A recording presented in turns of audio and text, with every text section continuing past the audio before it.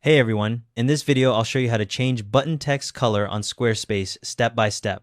I'll be working in Squarespace version 7.1, so if you're on an older version, the process might look different.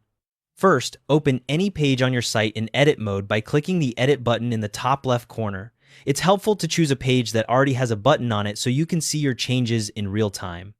Once the editor opens, look to the top right corner and click the paintbrush icon that's next to the screen size preview icons. This opens the Site Styles panel on the right side where you'll see options like themes, fonts, colors, and buttons. Now click on Colors to open the color settings. You'll see 10 section themes listed. These are the color profiles that Squarespace applies to different sections of your website. Here's where it gets specific. You need to identify which color theme your button is using. Look at your page and you'll see small labels in the top right corner of each section showing the theme name, something like Lightest 1 or Dark 2. Once you know which theme contains your button, click on that theme name in the Colors panel. The theme will expand to show all its color settings. Scroll down within that expanded theme until you find the button section.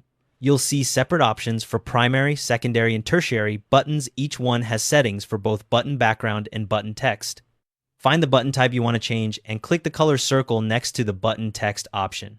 A color picker window opens with two tabs, Palette and Custom.